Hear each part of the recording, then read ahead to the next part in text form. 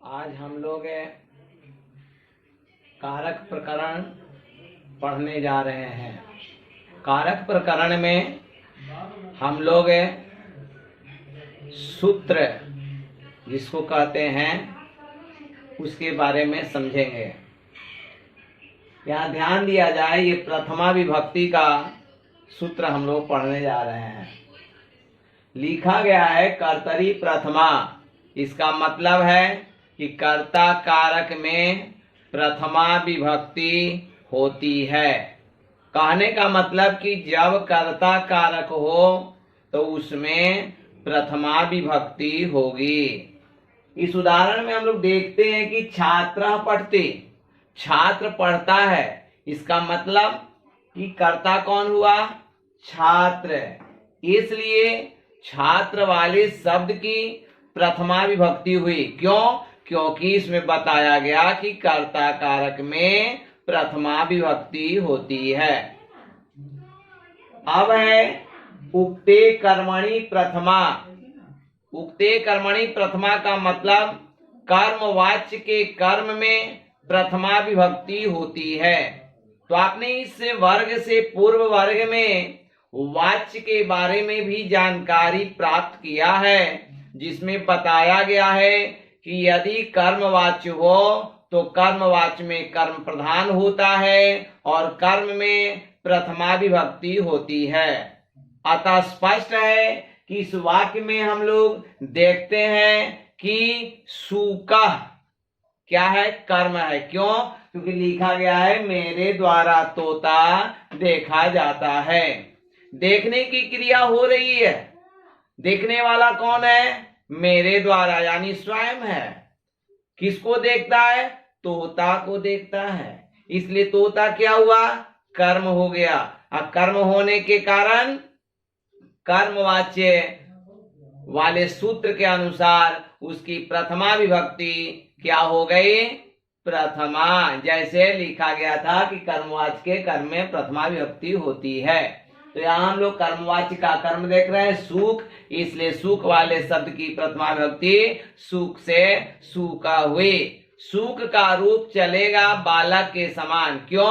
क्योंकि सु क में क्या आया? अ। अब बालक में भी क है, इसमें भी अ है, यानी यह आकारांत पुल्लिंग शब्द है। और जब आकारांत पुल्लिंग शब्द हो तो जितने आकारांत पुल्लिंग शब्द होंगे उनका रूप बालक के समान होगा। अतः स्पष्ट है कि सुख वाले शब्द की भी प्रथमा विभक्ति में बालक के समान रूप होगा। तो बालक का हम लोग पढ़ते हैं बालकः, बालकः, बालकौ, बालकाः। बालका क्या हुआ? एक वचन में। तो यहाँ भी सुख का हो गया सुकः, सुकौ, सुकाः। तो सुका क्या हो गया? एक वचन में। अतः स्पष्ट है कि मया सुकः दृश्यते, मेरे द्वारा तोता देखा जाता है। अब हम लोग द्वितीया विभक्ति के बारे में जानेंगे। द्वितीया विभक्ति का सूत्र है कर्मणि द्वितीया। कर्मणि द्वितीया में बताया गया है कि कर्म कारक में द्वितीया विभक्ति होती है।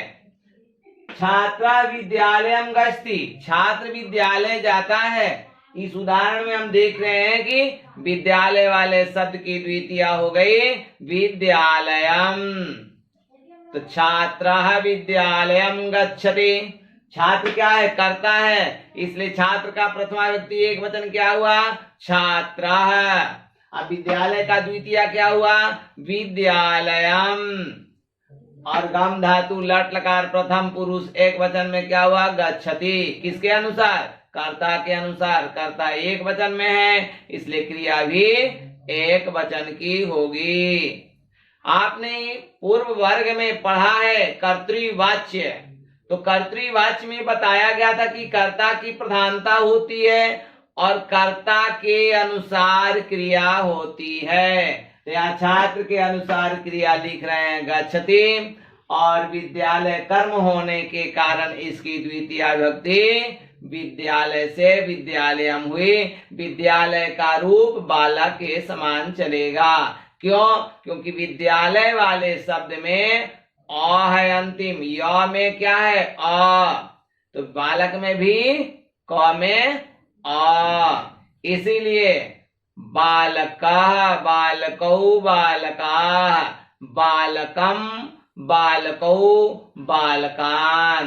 तो बालकम एक वचन में आया, तो विद्यालय का क्या हुआ एक वचन? विद्यालयम।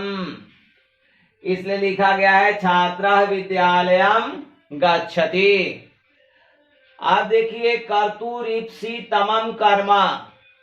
कर्तुरीप्सितमं कर्म का मतलब है कि कर्ता का जो सबसे इच्छित वस्तु हो तो उस इच्छित वस्तु की कर्म हो जाती है, और कर्मणि द्वितीया सूत्र से उसकी द्वितीया विभक्ति होती है। हम लोग इस उदाहरण में देख रहे हैं सह पैसा ओदनम खादती, वह दूध के साथ भात खाता है। खाने में साधन तो पयस है दूध, लेकिन क्या खाता है? भात। यानी कर्ता का सबसे इच्छित कार्य है भात खाना, ओदन। इसलिए ओदन वाले शब्द की द्वितीया विभक्ति ओदन से ओदनम हुई। ओदन का रूप फल के समान चलेगा, फलम फले फलानी, फलम फले फलानी। तब फलम फले फलानी, फलम फले फलानी, द्वितीय विभक्ति एक वचन में क्या आ रहा है? फलम। तो ओदन का क्या हो गया? ओदनम। इसीलिए लिखा हुआ ओदनम। तो सह पैसा ओदनम खाती, वह दूध के साथ भात खाता है। कर्ता यदि कर्म नहीं होता ओदन, यहाँ पर ओदन कर्म नहीं होता, कब? जब यह खाने में सबसे इच्छित नहीं होता तब। ये दूध तो केवल एक माध्यम बना हुआ है कि दूध जो है उसमें मिलाया और उसके माध्यम से खाया। इसलिए पयस वाले शब्द की तृतीया विभक्ति पयस से पैसा हो गई। पयस का रूप है पयः पयसी पयांसी, पयः पयसी पयांसी, पैसा पयोभ्याम पयोभि। तो पयसा तृतीया विभक्ति एक वचन क्या हुआ? पयसा। इसीलिए हो गया। अब ध्यान दिया जाए कि अब तीसरा नंबर तथा युक्तम चा निप्सितम, यानी यह ध्यान दीजिए कि जब कर्ता का अनिच्छित वस्तु हो, यानी जिस प्रकार से कर्ता की इच्छित वस्तु की कर्म होती है उसी प्रकार अनिच्छित वस्तु की भी कर्म हो जाती है, और कर्मणि द्वितीया सूत्र से उसकी द्वितीया विभक्ति होती है। यहाँ जैसे देख रहे हैं स ग्रामम गच्छन् तृणम स्पृशते, वह गांव जाते हुए तृणम स्पृशते, तृण माने घास, घास को छूता है, तिनका को छूता है।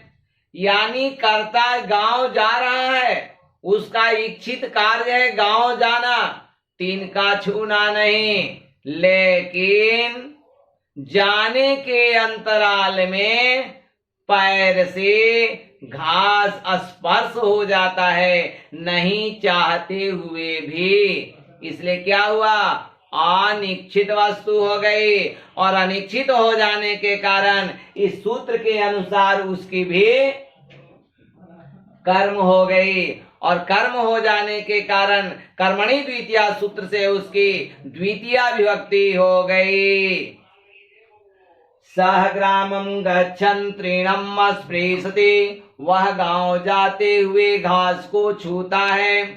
तो हमारा इच्छित कार्य क्या है? गांव जाना। लेकिन अनिच्छित कार्य क्या हुआ? तृण, क्योंकि वह पैर से स्पर्श हो गया। इसलिए नहीं चाहने पर भी स्पर्श हो जाना यही अनिच्छित है, अतः इस अनिच्छित तृण की कर्म हो गई, और कर्मणि द्वितीया सूत्र से उसकी द्वितीया विभक्ति तृण से तृणम हुई।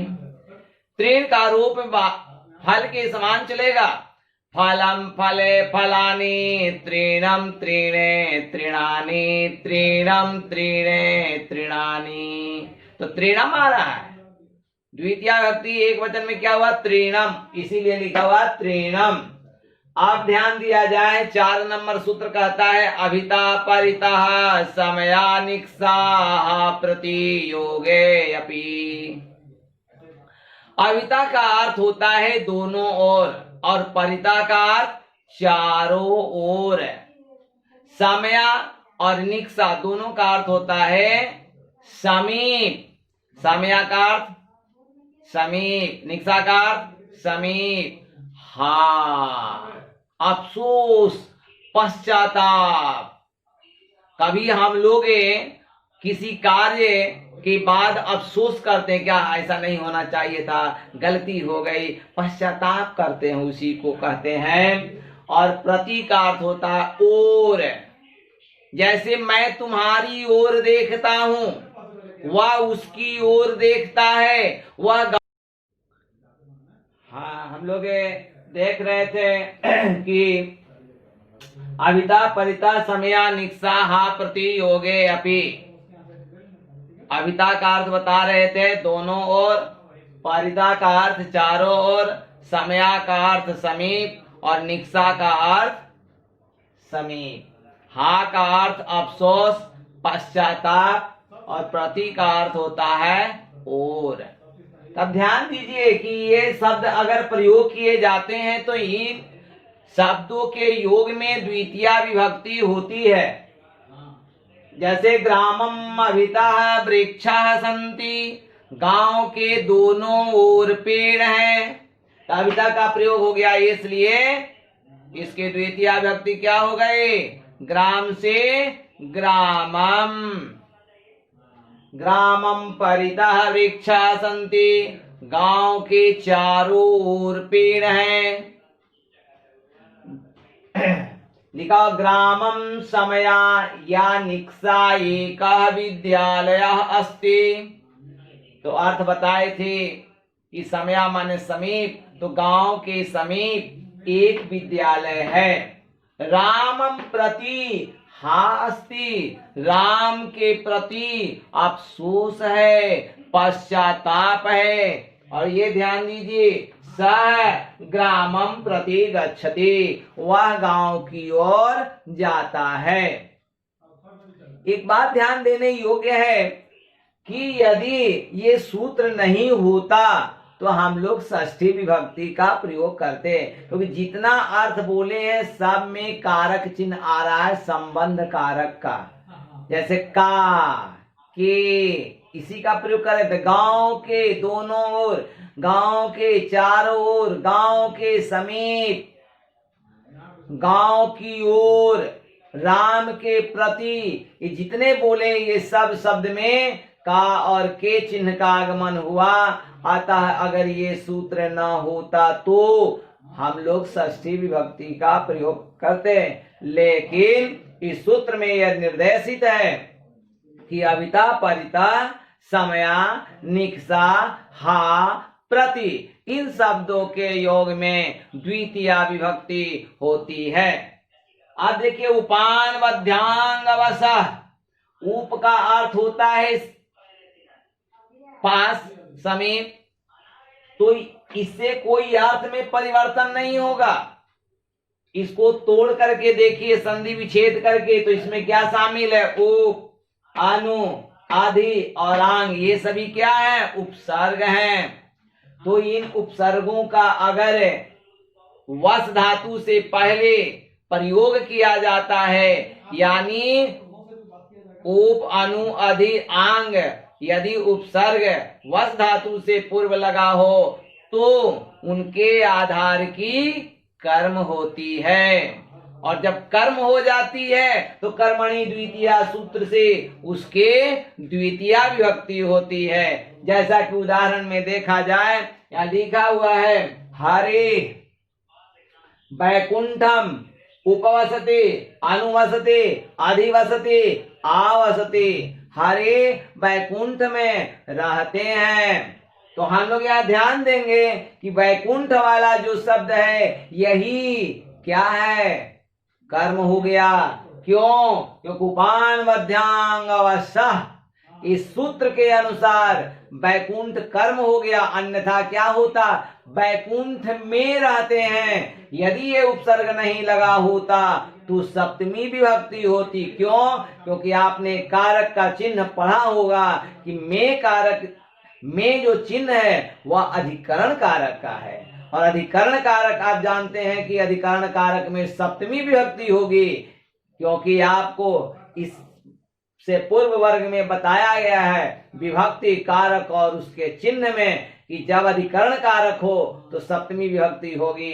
अतः स्पष्ट है कि अगर ये उपसर्ग नहीं लगा होता उप अनुअधियांग, तो उस अवस्था में क्या करते कि बैकुंठ की सप्तमी लिखते बैकुंठे, लेकिन हमारा ये उपसर्ग होने के कारण इसमें सप्तमी न हो करके कर्म हो जाने के कारण कर्मणि द्वितीया सूत्र से इसके द्वितीया विभक्ति बैकुंठ से बैकुंठम हुई।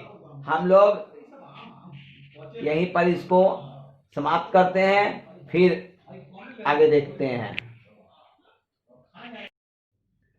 या ध्यान दिया जाए, अधि सिंह अस्था साम कर्म, छठा नंबर सूत्र, यानी सिंह अस्था और आस धातु लिखा हुआ है। सिंह अस्था और आस धातु से पूर्व अधि उपसर्ग लगा हो तो उसके आधार की कर्म होती है एवं कर्मणि द्वितीया सूत्र से उसकी द्वितीया विभक्ति होती है।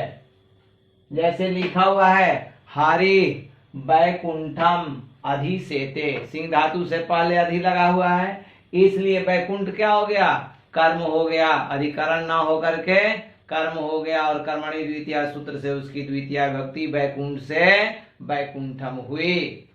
दूसरा है हरि बैकुंठम अधितिष्ठति, हरि बैकुंठ में क्या करते हैं? रहते हैं। तो इस प्रकार से बैकुंठ वाले शब्द का द्वितीया विभक्ति क्या हुआ? बैकुंठ से बैकुंठम। राजा सिंहासनम मध्यास्ते, देखिए आस्ते आस धातु का रूप है, अधि उपसर्ग लगा है, इसलिए इसके आधार की क्या हुई? कर्म सिंहासन का, तो सिंहासन का द्वितीय क्या हुआ? सिंहासनम। अब हम लोग देखेंगे अकथितम च, यह जो सूत्र है यह क्या करता है कि अपादान कारक की विवक्षा करता है, विशेषित कारक हो जाता है, और उस अवस्था में इसकी द्वितीया विभक्ति हो जाती है, क्योंकि कर्म हो जाता है और कर्म कारक होने के कारण कर्मणि द्वितीया सूत्र से उसकी द्वितीया विभक्ति होती है। जैसा कि यहाँ पर हम लिखे हुए हैं, यहाँ ध्यान दिया जाए कि आप विवक्ष यहाँ पर लिखा हुआ है कि यह द्विकर्मक सूत्र भी कहलाता है।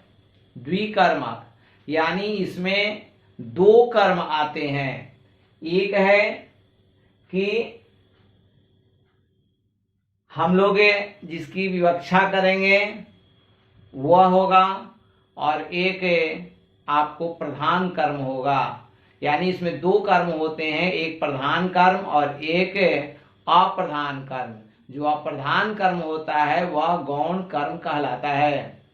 दूसरी बात है कि हम लोग यह भी जाने कि इसमें 16 धातुओं का प्रयोग होता है, और उन 16 धातुओं में से किसी का भी प्रयोग करेंगे तो उस स्थिति में द्वितीया विभक्ति हो जाएगी, क्योंकि हमारा सूत्र में लिखा हुआ है अकथितम च, यानी जब अपादान की विवक्षा हो उस स्थिति में कर्म कारक होगी और कर्मणि द्वितीया सूत्र से उसकी द्वितीया विभक्ति होगी।